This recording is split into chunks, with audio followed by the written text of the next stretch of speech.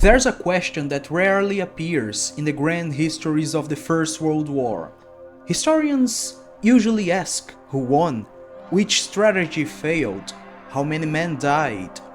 Those are important questions, of course, but there is another question, quieter and more unsettling, that begins to haunt you the moment you stop looking at the war as a sequence of battles and start seeing it for what it really was. A system designed to grind human beings down. The question is simple, but disturbing. How does an ordinary man survive emotionally in a place where the entire environment seems engineered to erase his humanity? We know the statistics.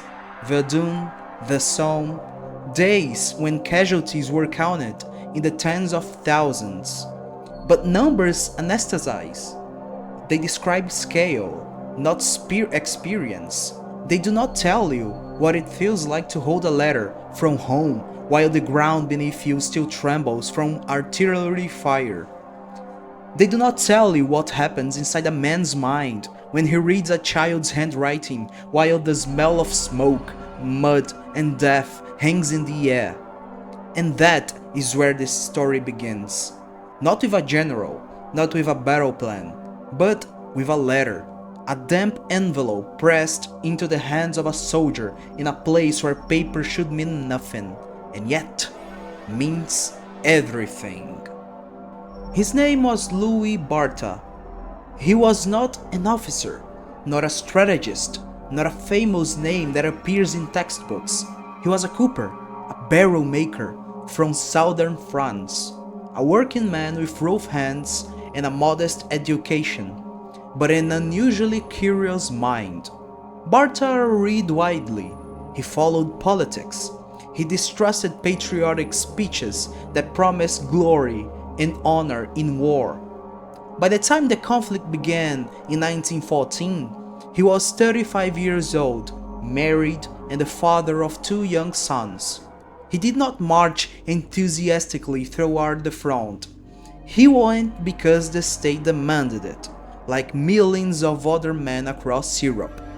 Within months, he found himself in the trenches of northern France, then later near Verdun, Champagne, the Somme, and the Argonne, names that now sound like chapters in history books but were, in reality, landscapes of exhaustion, noise, and death. Through it all, Barthas did something unusual. He wrote. Night after night, he recorded what he saw in notebooks that would eventually become hundreds of pages. But the most fragile thread running through his experience was not his writing. It was the letters he received from home, the letters he waited for, the letters that sometimes kept him alive and sometimes made survival almost unbearable. In the trenches, the arrival of mail created a strange ritual. For a moment, the machinery of war seemed to pause. Imagine the scene. Men who had spent the night soaked in mud, men who had watched the explosions tear apart the parapets above them, men who had learned to flinch at every whistle in the sky, suddenly standing in silence while a soldier walked along the trench calling names.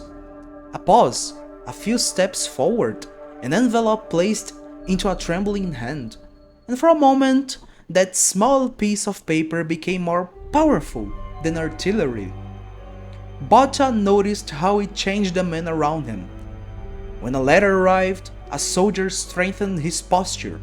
He listened more carefully for danger. He protected himself more cautiously. Something inside him suddenly had a future again, because the letter was proof that another world still existed somewhere beyond the trenches. A world with kitchens, rain against windows, children laughing in another room. A world where life continued. But hope in a place like that can become something dangerous. Barthas began to notice a pattern. On days when a letter arrived, he felt anchored. He imagined returning home. He moved carefully through danger, But on days when no letter came, something inside him loosened, not in a heroic way, in a reckless way. Silence created questions that the mind could not ignore. Was his wife ill? Were his children safe? Had something happened back home? Or had the letters simply vanished somewhere between the quiet world of home and the chaos of the front line? In war, uncertainty becomes its own weapon. The mind fills silence with dread. And then, there were the battlefield landscapes themselves. Barthas described terrain that no longer looked like earth, but like something torn apart by a giant machine. Craters everywhere, trees splintered into black stumps, mud churned into a grey paste of soil and flesh. But among the debris, something else appeared. Letters, torn envelopes, photographs, small mementos that once belonged to men who were now gone. Imagine that image for a moment. A love letter lying beside a shell crater. Somewhere, someone had written, "I miss you." Somewhere else, that sentence had ended up scattered in the mud beside a body that would never return home. Once you picture it, it becomes impossible to forget. How many soldiers died with unread letters in their pockets? How many final words from home arrived too late? As the war dragged on, the letters changed their meaning for Barthas. At first, they comforted him, then they became an anchor, but slowly they also became a painful reminder of everything the war was destroying. The more vividly his wife described ordinary life, the wind rattling the shutters, rain against the window, the sound of the children playing, the more unreal the front began to feel. Barthas was a socialist and deeply skeptical of the official stories about patriotism and sacrifice. He believed soldiers endured the war not because they believed in it, but because they were forced to endure it. His notebooks describe not glorious charges, but the daily life of the French infantryman, the poilus. Endless marches between ruined villages, repairing trenches, searching for a dry place to sleep, trying to stay warm, trying not to shake when the artillery began again. The war, he realized, was not only destroying bodies, it was eroding the moral world inside the man forced to live through it.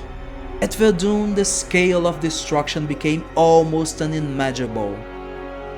Barthas described trenches that existed only for hours before being erased by heavy shells, entire units disappearing in explosions, soldiers ordered forward positions that barely existed at all.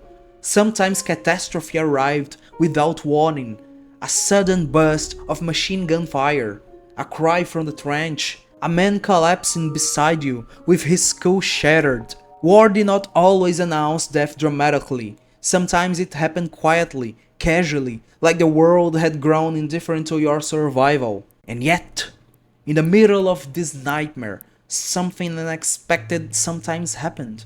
During one flooded stretch of the front, both the French and German trenches filled with water so quickly that soldiers had to climb out of or drown. For a moment, the geometry of war collapsed. Men stood above their trenches looking at the enemy for the first time without aiming a rifle. And what happened next was almost unbelievable. They spoke, they laughed. Some even exchanged tobacco and drinks. The hatred that propaganda had carefully constructed suddenly seemed fragile in the face of shared misery. These men realized something dangerous. The enemy across the trench was not so different from themselves, but moments like this terrified the commanders. Orders quickly came from the rear. Any gathering of soldiers, French or German, was to be dispersed by gunfire if necessary, because the real danger was not the enemy. The real danger was soldiers recognizing each other as human. Through it all, the letters kept coming. Some days, they brought relief so intense, it felt almost embarrassing. Other days, they did not arrive, and the silence felt unbearable. Because eventually, the greatest fear in war is not death, it is the possibility that life outside the war is continuing without you, that you are slowly becoming a ghost while still breathing. Barthas survived the war. After the disastrous campaigns of 1917 and the mutinies in the French army, he was moved away from the front and assigned to train new recruits. In some ways, that was worse. Now, he watched the young men arrive full of patriotic illusions, and he knew exactly where those illusions would lead. When the war finally ended and he returned home in 1919, the simplest experiences felt almost miraculous. Sitting beside his fireplace, sleeping in his own bed, hearing rain tapping softly against the window, listening to the wind moving through the shutters. These small sounds reminded him of something the war had tried to erase, the possibility of ordinary life. Barta returned to his trade as a barrel maker and edited his wartime notebooks into a detailed account of his experience. He would not live to see them widely published. That happened decades later, when historians finally rediscovered his writings and realized how rare it was to hear the war described not from the perspective of generals, but from the perspective of the ordinary soldier.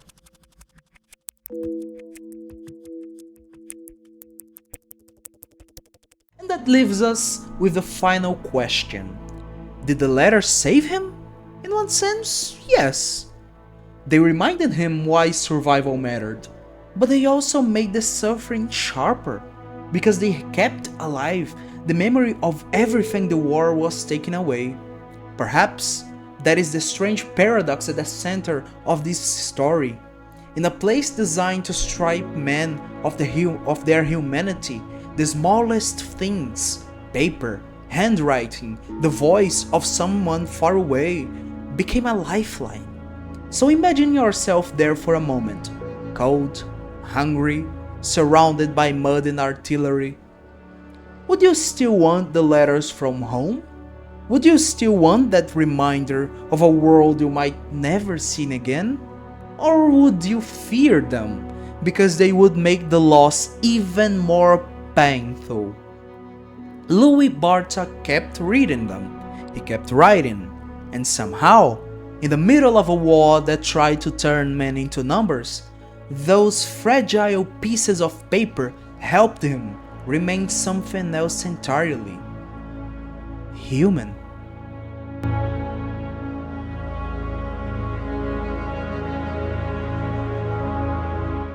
Hi guys, I'm Arthur, the creator of War Never Changes. I hope you've liked this video. Please consider subscribing to my channel, leaving your like, and also to activate the bell for notifications so you can see our newest videos, right? As you guys already know, I'm a Brazilian medical student, and my dream, my quest, is for the revalidation in the US, to be a US doctor, right? Via the USMLE steps. But for that purpose, I need money, and I don't have money, so here am I. And for that purpose, I'm selling my newest ebook. It is called Love in No Man's Land, 9 True Love Stories from the First World War, right? It contains two main editions. The collector's edition, which contains the main book with one additional war love story, the 10th story, right? It also has exclusive artwork for all of our war love stories. You also get a customized 100 pages notebook for War Never Changes. You also get an insignia, the War Lover insignia. So it proves that you fought with me in this first phase project, right? And it also has some private intel. Private intel number 1. What does it contain? I cannot tell you because it is private, confidential. Only those who buy it will know.